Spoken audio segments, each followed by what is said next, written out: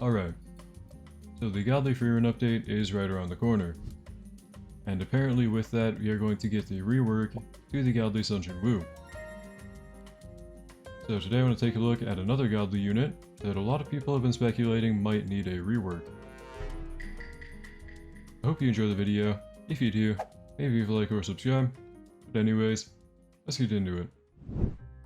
Okay, so if you couldn't tell already, today we will be talking about Dio.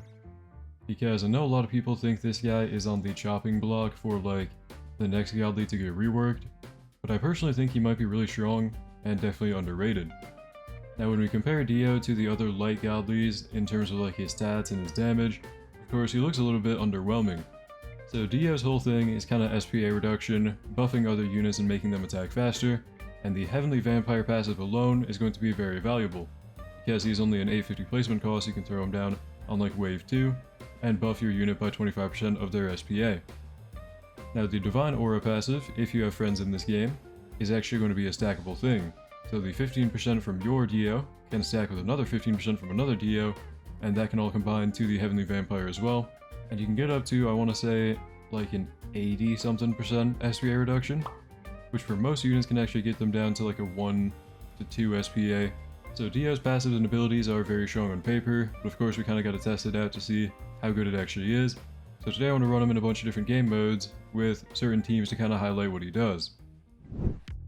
So the first thing I'll be running with Dio is pretty much my main team, but with him in the second Godly slot. I'm going to be running the Holy Invasion on every modifier except for the top one. And this is actually a pretty difficult game mode. If you didn't see my Yorichi video the other day, Yorichi couldn't do it. It's very hard.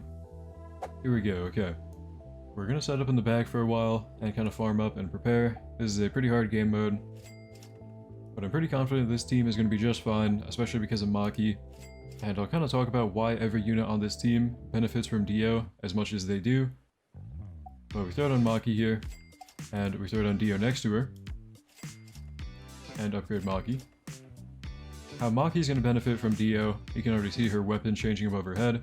She has the weapon inventory passive, where every 5 attacks she's going to cycle between different weapons.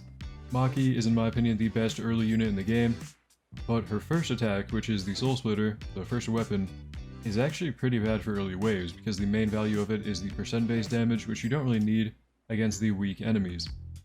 So Dio's actually going to help her kind of cycle fast and get off the Soul Splitter weapon and deal with the early enemies quicker. Gilgamesh is also going to benefit a lot from Dio because of the Heavenly Treasures passive. So every 5 attacks, pretty similar to the weapon inventory one, he's going to apply a bunch of different statuses there, and it's a huge part of his damage, especially the final part of after 5 cycles of everything, he does the Rupture Sword. So having Dio on the team is going to have Gilgamesh applying kind of like everything there, attacking way quicker, and that is very, very nice.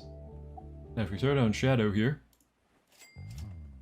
so the 0.1% chance to overdrive. Of course you need to attack a lot to trigger the 0.1, so he's going to benefit from having an easier time getting that overdrive to proc the first time. The Deadly Rain passive here, every 10 attacks he is actually going to do a lot more damage, so having Dio is going to help him cycle between the 10 attacks way quicker, and he's going to benefit a lot more. Every unit on this team is pretty meta. Maki is in my opinion the best early unit in the game for like the first few waves. She's very, very good. Shadow is generally one of the better units in the game, kind of like top 5, top 10. And then Gilgamesh, I think Gilgamesh is like the undisputed GOAT of the game right now. Top meta for sure. Now I do think it is important to point out that Dio can also be kind of a nerf, because some units want like a perfect SPA for their effect. For example, Maki has Mutilate, so ideally we'd have like an 8-second SPA or a 4-second SPA, and having Dio can kind of reduce that too much to where you don't have a perfect uptime on your SAS effect. I would say that survival run went pretty well, but of course we were actually being debuffed the entire time, and to check out crazy numbers and show Dio off to the full potential, I'll be taking a completely different team of more meta units that really benefit from Dio, and showing them off in the newest Infinite on Nightmare difficulty.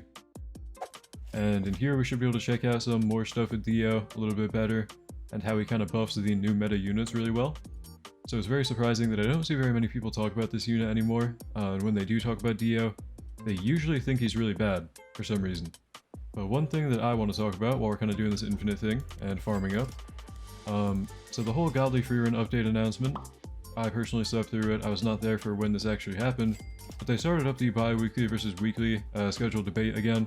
They had a whole poll about it, and I think weekly won by a little bit. Now, personally, my opinion on the bi-weekly versus weekly debate is that we should aim for both. But as players, we've kind of realized, like, weekly is not always going to happen. We've been getting, like, Tuesday updates somehow, and we started off on, like, Saturday updates, so I really liked what they did with the whole Roblox event thing for the Frieren announcement, and I think that, yeah, the best option for ALS would probably be a mix of weekly and bi-weekly. I think we're ready to talk about Dio now, with enough money to do so. So Law is actually going to have a couple things that are going to help out with the SPA reduction here, so we have 22% faster. So before Dio, he's attacking every 3.75 seconds, right? But if we throw down Dio, so he's attacking a full, like, 1 second faster, and this is very important for him because he has a couple passives that really benefit from that. So we can see the Heart Snatch here, every 8 attacks he's going to Weaken, Bleed, and Blizzard. Very strong, and we can see with Dio he's getting that pretty often. And then the Surgical Knife passive, every 5 hits on the same enemy, he's going to slow them down and drain their HP. So we can't really see that too much yet until we get tanky enemies that can survive 5 hits from him. But you can see that Dio is going to help him out a lot with SPA reduction, and you generally just want him to be attacking as fast as you can. I'll pull out Jiren. Jiren's kind of questionably meta. He's falling off a little bit recently. Not too many people, at least I haven't seen too many people really running him anymore with the new fire units that came out last update. But Jiren's whole thing is the overheat bar, and this is going to be when he misses a crit. So you want him to be attacking as much as you can and missing crits and building up that overheat, right? But also because if we sell Dio here, Jiren's base SPA is just really high, right? So any unit with high SPA, like even Shadow is a good example.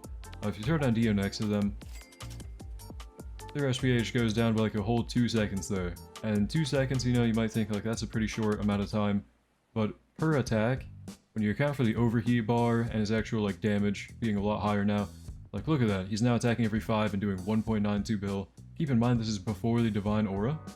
So if we had him like doing the 10 attacks here, let's get him upgraded to actually reach the enemies and start attacking. So you can see right here, 39% on the SPA reduction now, 5.45 SPA on Jiren, and 3.02 SPA on maxed out Law. So Dio buff is pretty huge for these units, right, because they're very SPA dependent. If you throw down Megumin, Megumin has some very high SPA. So with Dio down next to Megumin, she has a 19.7 SPA right here, and if we were to sell him right now, she has a 32 SPA. So Dio is actually like, so right now with her normal ability attack, my Overlord Megumin is doing about 10 billion every 20 seconds with Dio, which is really huge. He can reduce the SPA by a lot. Now Denji. Denji is a huge one. Pretty much everything that Denji has is based on attacking, and Dio just can make him so much better. Like right now he has a 1.66 SPA right there. So many meta units right now are based on attacking as much as they can, and kind of like ramping up the more they attack, and Dio is going to help them out so much. If you max out Dio here, he's doing like 560 mil every, normally I think like every 6 seconds, but every 8 when he's debuffed, yeah, 6.91. So he's not even that bad for full AoE with Accelerate. He's actually like really good, because the Road Roller here, that's doing like up to, I think like 5 billion, so you can do like 5 billion right here with the Road Roller, and that's also going to time stop for 15 with a 40-second cooldown. You know, we can maybe use Overheaven Special. I actually want to see like what the summons are going to be like here. So, okay, here they come. We have enemies with, yeah, hundreds of billions spawning in, just because we had Dio's ability there. Definitely an underrated unit, for sure. Like, I don't know, this video is just kind of glazing Dio. I think he might be kind of meta again, with all the new units coming out that are very SPA reliant. Maybe? Anyways, that's all for the Dio glazing video. I just wanted to check him out again because I feel like most of the meta units right now are very SPA reliant with their passives and everything. So he kind of has like a place in the meta again. But anyways, thank you to my channel members for making this video possible. You guys are the best. Thank you for watching. Hope you enjoyed. Hope to see you in the next one. And have a great day.